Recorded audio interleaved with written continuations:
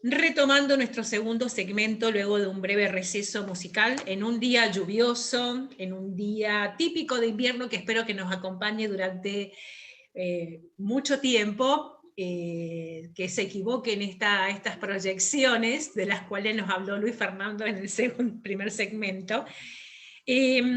Nos habíamos quedado con algo en el tintero. Tú comentaste algo del sur, de una localidad. Sí, sí, supimos por las noticias, ayer si no me equivoco fue, un caso en la localidad de Tomé, en la región del Biobío, que había estado circulando por redes sociales un video de un profesor escolar. No tenemos conocimiento todavía de qué curso era estas clases, el profesor de historia. Me da la impresión de que debe haber sido algún curso de media, por lo menos. Se producía una discusión ahí entre el profesor y un alumno, donde el profesor insistía que las personas que habían provocado destrozos en los días posteriores al estallido no eran delincuentes, no era una falta que se les pudiera imputar, ni había ninguna conducta reprochable. Y el alumno le insistía al profesor de que obviamente eso no era una conducta buena, independiente de las circunstancias que rodearan el caso, que no había nada que justificara el uso de la violencia. Alguien, en el fondo, no sabemos si fue el alumno o alguien de su familia, grabó al profesor mientras estaba hablando. Y finalmente eso condujo a un gran escándalo, porque obviamente ahora se está hablando de un caso de adoctrinamiento, que es una cuestión gravísima, que en un colegio un profesor, que por lo demás, según ha dicho gente, un ex seremi de educación de la región del Biobío, Fernando Peña, es un profesor que tiene militancia política conocida y es bastante activo en el Frente Amplio. Entonces es bastante vergonzoso y grave, y lamentablemente creo que muy generalizado, que profesores de izquierda usen su espacio dentro del colegio para meterle cosas en la cabeza a los alumnos, no promover digamos, la reflexión crítica ni el análisis de los hechos, sino que meterles pura ideología en la cabeza. Ideología que por lo demás lo que hace es justificar la violencia. Si el tema no es el problema no son las ideas en sí mismas, sino el problema es cuál es el contenido de esas ideas. Y el contenido de esas ideas es una glorificación y justificación de la violencia. Eso es lo que estaba haciendo este profesor. Entonces, ¿qué ocurrió? La Superintendencia de Educación anunció que había puesto una denuncia en contra de este profesor y que se iba a hacer una investigación, supongo que administrativa, para averiguar si es que el colegio había tomado las medidas que corresponden a un caso de estas características. Yo espero que se tomen medidas en contra del profesor. Lamentablemente en hechos anteriores hemos visto defensas corporativas por parte de colegios en favor de profesores con conductas bastante similares a esta. Hubo un caso, por ejemplo, en Concón hace algunos meses, y el colegio defendió a rajatabla a la profesora, a pesar de que estaba grabada haciendo justificaciones y defensas de esas características. Entonces, ojalá el colegio tome medidas, porque si no, al final lo que están haciendo es no garantizarle a los alumnos un espacio donde ellos puedan verdaderamente aprender. Porque esto no es aprendizaje. Que tomen medida en contra de los profesores y no en contra de los alumnos que grabaron, que hicieron la toma del video. Oye, es que eso yo creo que es como la punta del iceberg, porque eso nosotros nos hemos dado cuenta porque han sido clases a través de la plataforma Zoom, pero eso se debe estar haciendo hace mucho tiempo, en las clases, en las mismas aulas, ¿ah? Contaminando la mente de los niños con ideologías políticas. Y lamentablemente todos sabemos esto, que la directiva del Colegio de Profesores tiene orientación política.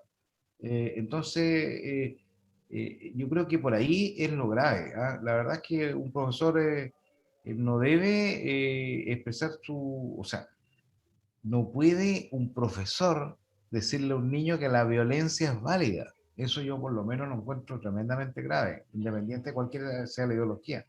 No puede ocurrir que un profesor le diga a un alumno que la violencia es una vía válida para exponer problemas o soluciones.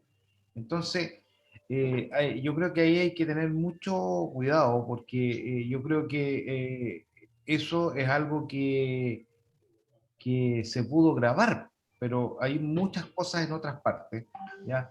Y además es importante hacer presente de que por lo menos tengo la sensación de que una gran mayoría de profesores realizan sus labores con profesionalismo, y con el interés real del beneficio para el alumno y del país. ¿Ah? Pero tenemos problemas de gente, ¿no es cierto?, que son adoctrinados o que tienen, que se proponen la tarea de adoctrinar, ¿ya? Y que están enquistados en la educación. Yo creo que esa es una revisión que se tiene que hacer. La educación tiene que ser neutra, tiene que ser, tal como decía Neil, con un espíritu de análisis crítico de la situación. Hay una realidad. La base de toda, desde el punto de vista familia, desde el punto de vista de derecho, la familia es la primera escuela, es la base institucional de cualquier organización. Con todos estos cambios, modalidad de teletrabajo o estar fuera todo el día, y la disfuncionalidad de muchas familias, se perdió un poco lo que es la base de la familia, del concepto familia. Entonces, no pasó a tomar el rol de la primera escuela, que es la casa, la escuela, valga la redundancia, pero pasó a ser una institución fundamental en la educación de los niños. Entonces, ¿qué pasa? Si no hay un control por parte de los padres sobre la educación que reciben los hijos en la escuela está tomando el rol que debería tomar la familia en muchos casos. Entonces, si no hay un control, se pueden desvirtuar muchas cosas y se pueden educar a los niños con otros tipos de ideologías que realmente superan lo que en casa podrían haberles enseñado. Absolutamente. Mira, yo por lo menos, no sé, he visto cosas que me producen problemas, digamos, de sentido común, porque yo creo que lo que más tenemos que privilegiar en los tiempos actuales y dar valor es a la verdad, ¿ah? Es a que la gente hable con verdad. Esto que ocurrió con el colegio en la escuela de Tomé con esta clase, ¿ya? Es una muestra, digamos, de que personas pueden producir mucho daño en la mentalidad de los niños. Yo por lo menos no sé cómo será ahora, pero en mi época el profesor era una persona súper importante. Lo que decía el profesor para mí era importante. Que debe Entonces, seguir siendo claro, importante, pero bajo un lineamiento que se llama, que es la currícula, no sé cómo se llamará acá, que es un ordenamiento educativo que el Ministerio de Educación tiene que controlar y plantear, y que tiene que seguir ese lineamiento. Es que obviamente yo estoy de acuerdo con Carlos. Es muy importante de que pongamos en las salas de clases a profesores que generen ese nivel de respeto y de confianza sobre los alumnos. Pero eso pasa en buena parte también porque en las universidades, en las carreras de pedagogía, en muchas universidades y en tantas otras, se vuelva a enseñar a los profesionales el valor de la honestidad, el valor del respeto, el valor de principios tan básicos como la libertad, como la dignidad humana, que lamentablemente no se están enseñando porque obviamente tú ves a profesores después llegando a las salas de clase y utilizando eso como plataforma para el adoctrinamiento político. Pasa lo mismo con profesiones como el periodismo, con muchas profesiones que tienen una relevancia social muy relevante y que al final hoy en día profesores profesionales con baja formación ética están utilizando esas plataformas para adoctrinar o en el fondo, esparcir sus propias ideologías y sin apegarse a los hechos. En el fondo es la desconexión total entre la ideología y los hechos. Sí. Bueno, Bueno, yo hace un tiempo atrás, perdón, Neil, me acordé de un debate que hubo en televisión cuando estaban de candidato a gobernador por Santiago. Y la candidata a gobernadora, me parece, Catalina Oliva, ¿ah? Karina. Karina Oliva, perdón, ella dijo que la violencia en las calles no era un problema de orden público, era un problema de orden político. Entonces no se podía tomar esa situación como orden público. Entonces yo dije, bueno, ¿qué es lo que está pensando esta persona? ¿Ah? Si cree que la violencia no es un problema de orden público, es una cosa que me parece casi insólita. Entonces, cuando uno empieza a mirar, y eso es lo que yo mencionaba hace algunos instantes, el valor de la verdad. Yo hace algunos días, y he estado mirando en las redes sociales porque se ha difundido mucho, una entrevista que se hacía al precandidato o candidato a la presidencia, el señor Jadwe, donde evidentemente se veía en televisión que él hacía aseveraciones sin ningún respaldo. Y de hecho es más, o sea, lo que decía era falso. Entonces, gracias a Dios, en esta oportunidad se dio que los periodistas fueron agudos en decirle, oiga, esto no es verdad lo que usted dice. Porque los antecedentes, lo que dice el mismo, porque él hablaba de las horas de trabajo en Alemania y decía que eran 29. Entonces, que en Chile había que tratar de emular a Alemania, obviamente que con un criterio bastante curioso, pero lo peor no es eso, lo peor es que él estaba diciendo un dato falso, porque en Alemania no son 29 horas de trabajo. Y así sucesivamente. Entonces, yo creo que cuando las personas tienen un dominio ideológico por sobre la razón, es una cosa muy peligrosa, extremadamente peligrosa, y no tiene ningún problema en decirlo en televisión. En otros programas, ¿ah? Los entrevistados o candidatos dicen cualquier barbaridad y los periodistas no son capaces de decirle, oiga, lo que usted dice no es correcto, o no es verdad, o puede decirme dónde está el origen de su dato, de dónde sacó esa información. Los periodistas no lo hacen. Entonces la gente se queda con puros eslóganes, ¿ya? Y con puras ideas que están en el aire sin ningún respaldo. La gente tiene que mirar la realidad, ¿ya? Y la gente tiene que darse cuenta de que la única forma de dar opiniones es con información. La única forma de poder plantear una idea tiene que ser con un argumento y que tiene que ser Absolutamente, con pero datos. el problema, Carlos, ahí es que para una parte muy importante de la izquierda, los hechos, la realidad está subordinada a la ideología.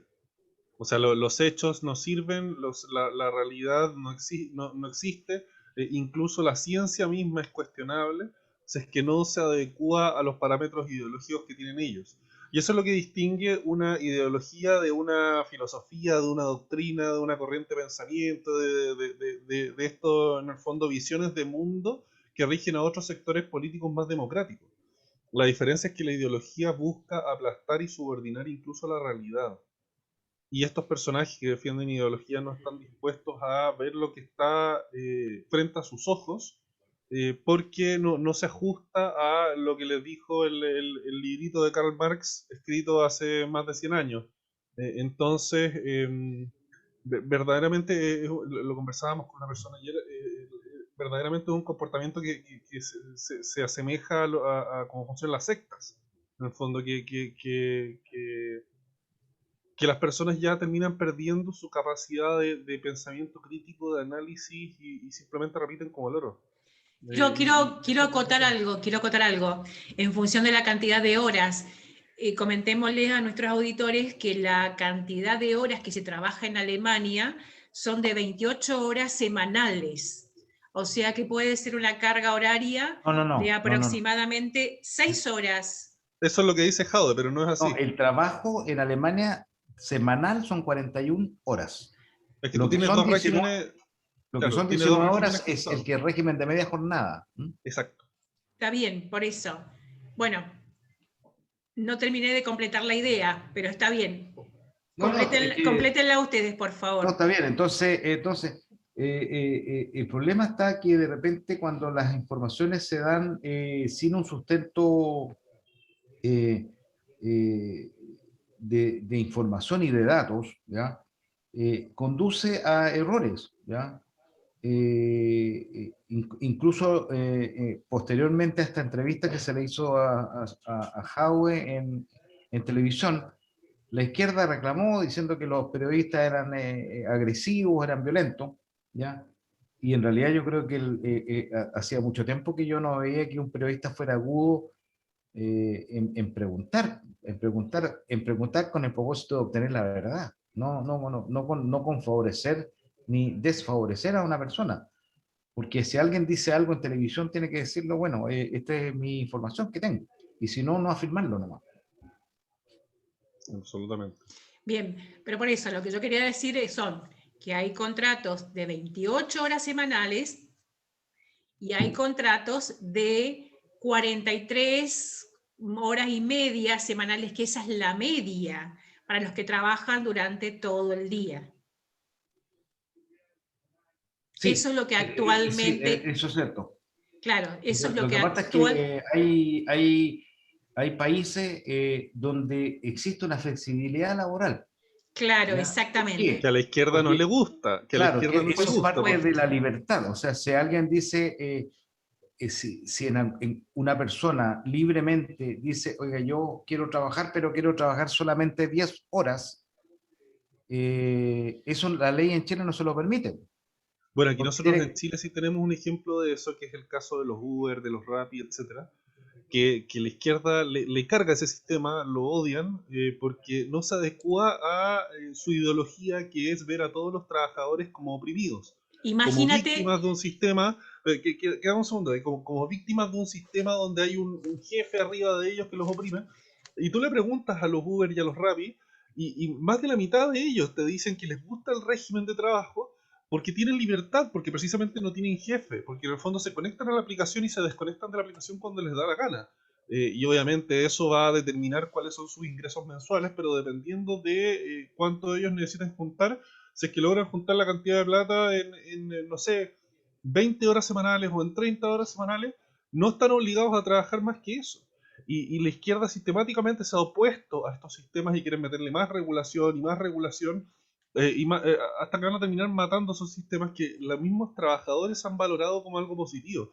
Entonces, a eso me refiero yo cuando critico esto de las ideologías, porque al final son visiones de mundo que es como un caballo de carreras, en el fondo, que te cierran los ojos. Los caballos de carrera, no sé si se han fijado que les ponen como unas anteojeras por los lados y solo pueden mirar hacia adelante.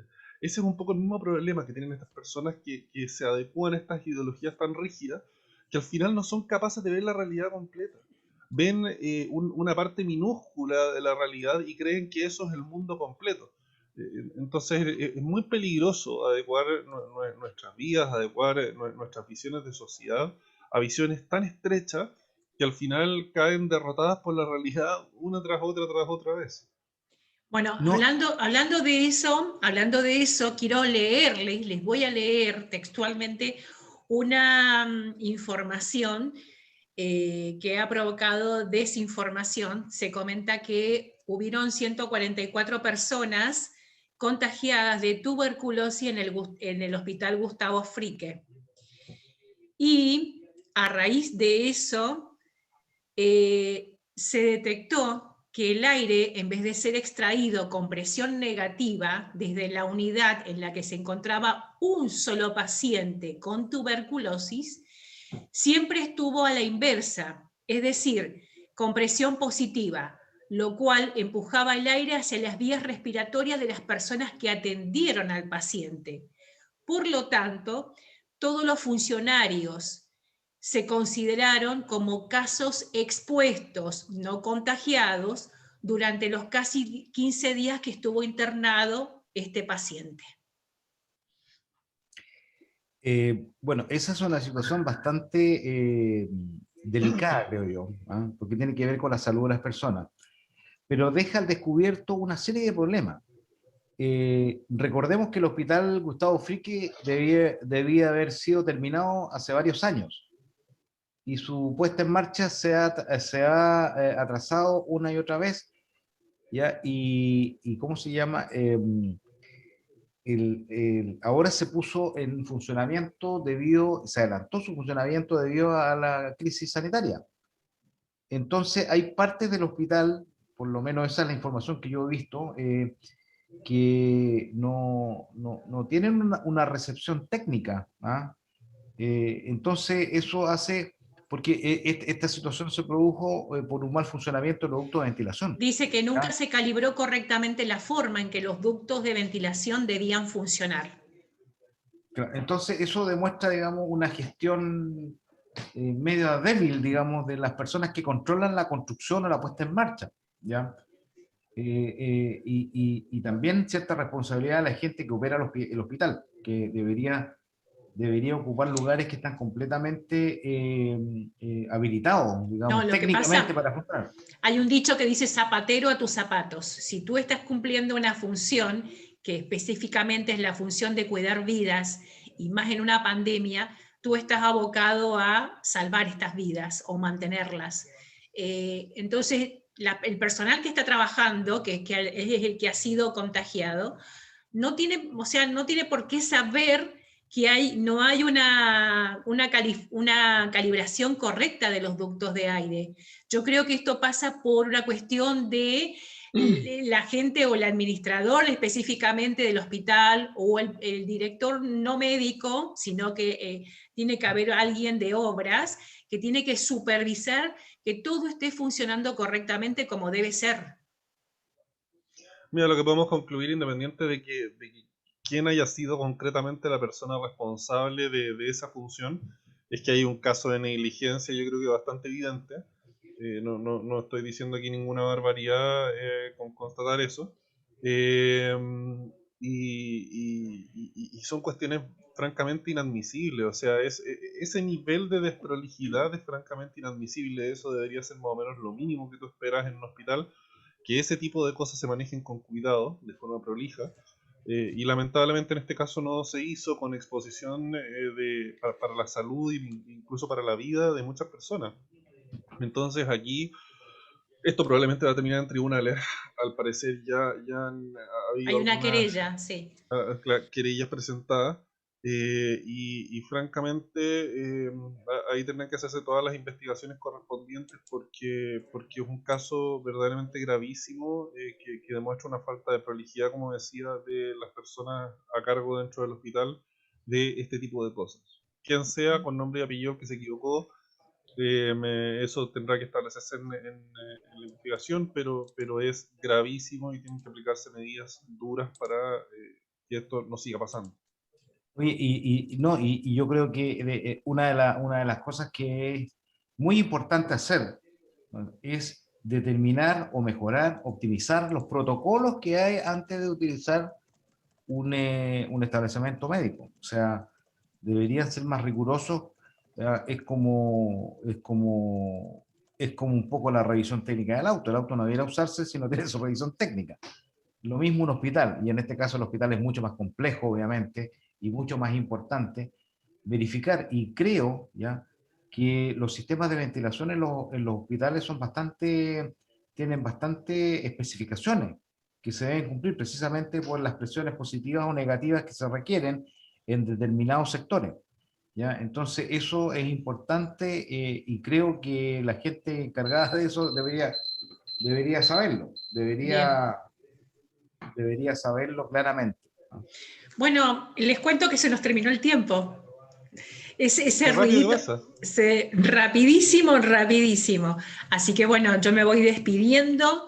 Les deseo excelente resto de semana, a seguir cuidándose.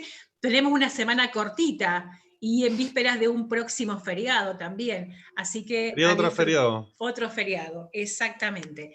A seguir cuidándose. Los que no se han vacunado, por favor, vacúnense. Y eso, descansen y disfruten. Que estén muy Sí, bien. yo también me quiero despedir y espero que la lluvia continúe, el agua es maravillosa y a todos los auditores de Radio Portales también que tengan una muy buena semana o término de semana y nos vemos el próximo miércoles. Quedan Bien. varios temas que nos quedaron pendientes, pero bueno, es entretenido y vamos a conversar más la próxima semana. Bien, nos encontramos el próximo miércoles. Chao, chao. Que estén muy bien, chao. Chao, Neil, chao, Luis Fernando, que les vaya bien.